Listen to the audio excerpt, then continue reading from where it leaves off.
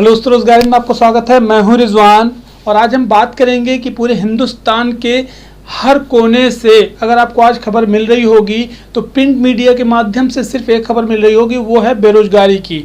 और उस पे जो युवा हैं कहीं ना कहीं आपको प्रोटेस्ट करते हुए नजर आ रहे होंगे, सरकार के खिलाफ आंदोलन और विरोध करते हुए नजर आ रहे होंगे। बेरोजगारी नहीं चलेगी, नहीं चलेगी, नहीं चलेगी, जुमलेबाजी नहीं चलेगी, नहीं चलेगी, नहीं चलेगी, जुमलेबाजी नहीं चलेगी, नहीं चलेगी, नहीं चलेगी, जुमलेबाजी बंद करो, बंद करो, बंद करो। 2 करोड़ नौजवानों को रोजगार देने की बात करनी थी, आज हम अपनी मार्कशीट चला रहे हैं।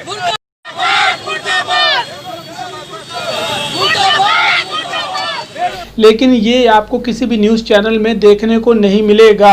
आप ये तस्वीरें देखिए, तस्वीरों से शायद आपको ये समझ में आएगा कि आज हिंदुस्तान में किस तरह से विरोध हो रहा है सरकार का, क्योंकि आज सरकार के पास में युवाओं को रोजगार देने के नाम पे कुछ भी नहीं है। लेकिन कहीं ना कहीं डिबेट पे आज जीडीपी के नाम पे कोई चर्चा नहीं होती है, रोजगार के नाम पे कोई चर्चा नहीं होती, किसानों में कृषि के नाम पे कोई चर्चा नहीं होती है। जिस टाइम पे हिंदुस्तान में एक युवा बेरोजगारी के लिए भीख मांगता हुआ नजर आ रहा है, आज मोदी जी के कहने पे, जैसे कि मोदी जी ने कहा है कि अगर आप बेरोजगार हैं तो आप खुद का बिजनेस कर सकते हैं और उसके लिए पकौड़े भी बेचा जा सकता है। तो आप ये तस्वीरें देखिए, इस पे जो पीएचडी होल्डर हैं, इंजीनियर्स हैं, वो पकौड़े भी बेचते हुए नजर आ रहे हैं आपको। इनमें से बहुत सारे ऐसे लोग हैं जो जूते की पॉलिश करते, बूट पॉलिश करते हुए आपको मिलेंगे। इससे बहुत सारे ऐसे लोग हैं जो पकौड़े के साथ साथ सब्जियां लगाते हुए भी आपको नजर आएंगे। इसका मतलब ये है कि आज का बेरोजगार युवा जो पीएचडी होल्डर है, जो इंजीनियर है, वो भी कहीं ना कहीं आज सड़क पे सब्जी लगा के या बूट पॉलिश करके सरकार का विरोध कर रहा है, क्योंकि सरकार के पास में आज बेरोजगारों के नाम पे रोजगार देने के लिए कुछ भी नहीं है। और मीडिया में ये खबरें बिल्कुल भी नहीं आ रही हैं। ताली थाली जो लोग बजा रहे थे, आज वो ताली थाली बजा के सरकार से रोजगार की मांग कर रहे हैं। जय हिंद, भारत माता की जय। आज हम लोग 9 सितंबर रात 9 बजे 9 मिनट के लिए मशाल, टॉर्च और मोमबत्ती जला के बेरोजगारी के खिलाफ जो मौजूदा सरकार प्रताड़ित कर रही है जनता को, उसके लिए आवाज उठा रहे हैं। और मैं आप सबसे भी रिक्वेस्ट करना चाहती हूँ कि आप सब भी आवाज उठाइए।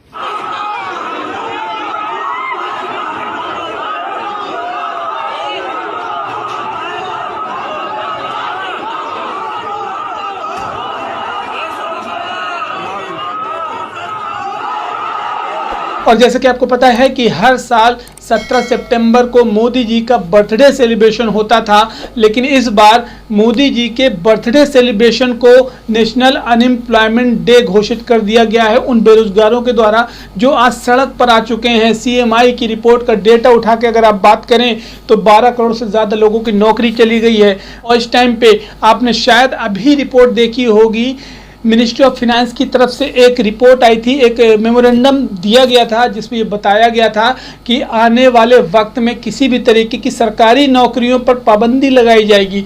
जुलाई तक जो आवेदन कर दिए गए थे उस पर भी पाबंदी लगा दी जाएगी। ये न्यूज़ 24 की आप रिपोर्ट देखिए।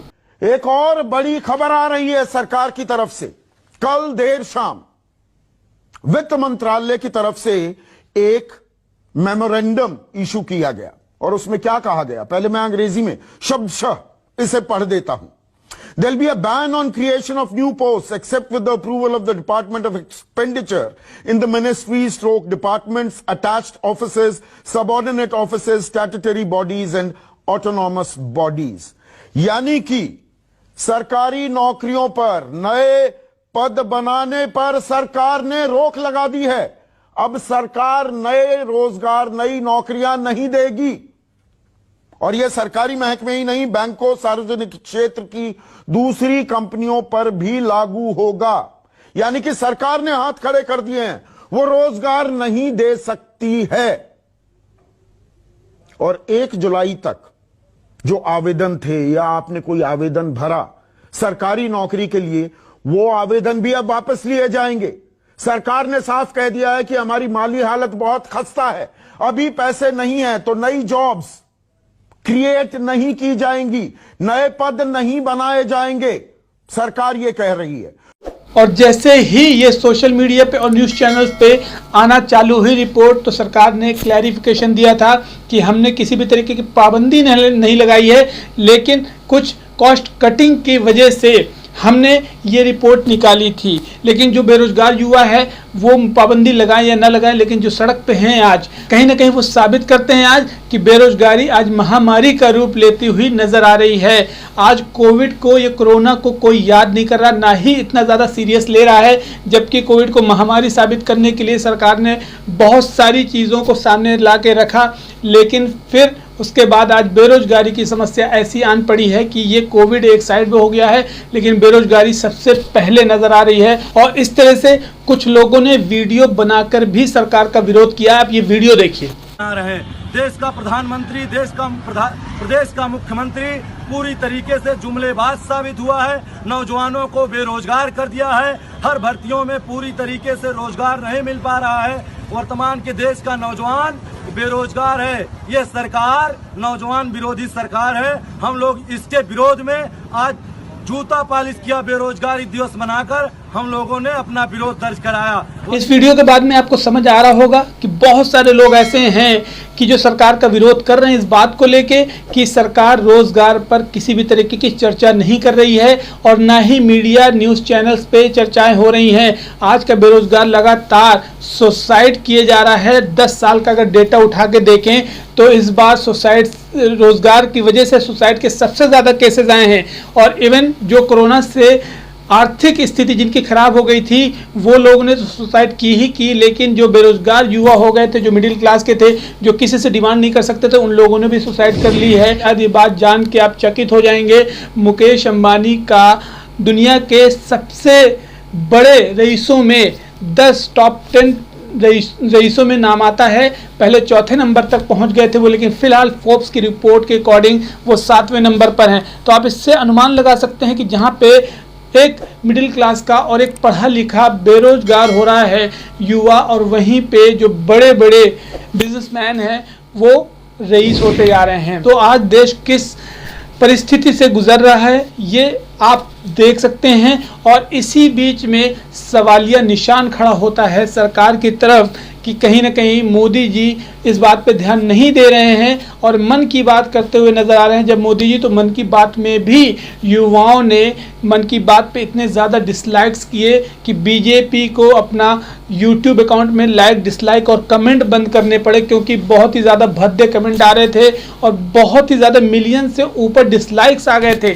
मोदी जी एक पॉपुलर फेस हैं, मीन्स प्रधानमंत्री हैं पूरे देश के, और उनके ऊपर बहुत ज़्यादा जिम्मेदारी आती है। लेकिन अगर प्रधानमंत्री होने के बाद भी आज 70% लोग अगर डिससेटिस्फाइड हैं, तो क्या चीज़ें हैं ऐसी जो कहीं ना कहीं प्रधानमंत्री की एक छवि को खराब कर रही हैं। आज प्रधानमंत्री जी से लोग सवाल कर रहे हैं कि आखिरकार उनको रोजगार के नाम पे चर्चा करनी चाहिए, क्योंकि जो प्रधानमंत्री जी का एक सपना है $5 ट्रिलियन की इकोनॉमी। $5 ट्रिलियन की इकोनॉमी कैसे होगी अगर ये जीडीपी 23.9% माइनस में जा रही है, बेरोजगारी की जो संख्या वो बढ़ती चली जा रही है। सीएमआई का डेटा जो है आज जो हालात बता रहा है बेरोजगारी के, वो बहुत ही डरावने हालात है। बाहर जो वंदे भारत मिशन चल रहा है, शायद आपको नहीं पता हो, वंदे भारत मिशन जब से स्टार्ट हुआ था तब से लेके आज तक 6 महीने के अंदर अंदर 14 लाख से ज़्यादा लोग इंडिया में आ चुके हैं, मीन्स कि जिनकी नौकरी चली गई है बाहर। अब आप समझ सकते हैं कि बाहर से आने वाले लोग भी शामिल हो रहे हैं उसी बेरोजगारी में। तो इस पे चाहे वो लड़के हों चाहे लड़कियां हों, वो सब प्रोटेस्ट करते हुए नजर आ रहे हैं। सिर्फ आज बेरोजगारी के नाम पे इतने हालात खराब हो चुके हैं, आने वाले 6 महीने में क्या हालात होंगे ये अनुमान आप लगा सकते हैं कि अगर ये बेरोजगारी की समस्या को दूर नहीं किया गया तो आने वाले हालात बहुत ही ज़्यादा खराब हो सकते हैं। द इकोनॉमिक टाइम में एक रिपोर्ट छपी है जिसपे ये सर्वे किया गया है कि आखिरकार आज मेल और फीमेल में कितनी एवरेज इनकम आ चुकी है। उस पर पता चला कि 92% जो फीमेल है और 82% मेल हैं, उनकी एवरेज इनकम 10,000 है। आप सोचिए कि 10,000 से कम एवरेज इनकम आ जाने का मतलब आप समझ सकते हैं। और ये सारी तस्वीरें जो आपके स्क्रीन पे नजर आ रही हैं इस बात का संकेत देती हैं कि बेरोजगारी के नाम पे किस तरह से आज युवा सड़क पे आ चुका है। चाहे वो पकौड़े तल रहा हो, चाहे जूते पॉलिश कर रहा हो, चाहे सब्जियां बेच रहा हो, चाहे किस तरह से भी विरोध कर रहा है आज सरकार का, क्योंकि आज का युवा कहीं ना कहीं रोजगार के नाम पे फाइट करने के लिए तैयार है। उसको मंदिर या मस्जिद से किसी भी तरीके का कोई ताल्लुक नहीं है और ना ही किसी भी तरीके की डिबेट इसके अलावा चाहिए। अगर आप डिबेट करना चाह रहे हैं तो सारे सब्जेक्ट पे आप डिबेट करें, लेकिन रोजगार पे भी बात करें, जो आज किसी भी तरीके की चर्चाएं नहीं होती हैं किसी भी न्यूज़ चैनल में। और अभी आप जानते हैं कि जो भी सरकार के खिलाफ न्यूज़ चैनल आवाज़ उठाता है तो उसको गवर्नमेंट का ऐड मिलना बंद हो जाता है। और इसका सीधा सा एग्जाम्पल आप ले सकते हैं NDTV, जिनको सरकार का ऐड बहुत ही कम परसेंटेज में मिलता है। इसी तरह News 24 है, जो सिर्फ और सिर्फ सच के लिए बात करते हैं और जो सरकार के कुछ मुद्दों पर आवाज़ उठाते हैं और एक आम जनता की आवाज़ को आप तक पहुंचाते हैं, सरकार तक पहुंचाते हैं, उस पर उनको ऐड भी मिलना बंद हो जाता है। एक राजस्थान पत्रिका है जिसको सिर्फ और सिर्फ राजस्थान में 1% ऐड मिल रहा था, क्योंकि उसने सरकार के खिलाफ बहुत सारी चीज़ें छापी थी।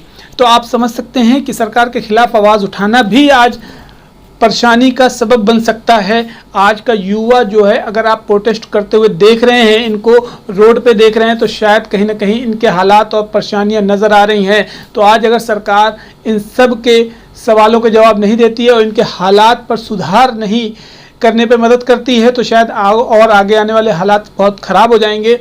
क्योंकि आज जो युवा है, जो पढ़ा लिखा है, जो ग्रेजुएट है, जो साल भर से 2 साल से अगर वो नौकरी की तलाश में था, तो आने वाले जो 1 साल होंगे उसमें से फिर से जो ग्रेजुएट होंगे, लाखों लोग ग्रेजुएट होंगे, फिर से वो बेरोजगारी के लिए परेशान हो जाएंगे, बेरोजगारी की वजह से परेशान हो जाएंगे, क्योंकि उनको भी रोज़गार चाहिए होगा। तो आज जो बेरोजगार हो चुके हैं उनको तो रोज़गार चाहिए, लेकिन आने वाले वक्त में जो लोग पढ़ के निकलेंगे, जो लोग ग्रेजुएट होकर निकलेंगे, उनको भी रोज़गार चाहिए होगा। तो ये सरकार के ऊपर बहुत बड़ा प्रेशर आ सकता है। इसलिए अभी से कहीं ना कहीं सरकार को स्टेप्स लेना चालू कर देना चाहिए।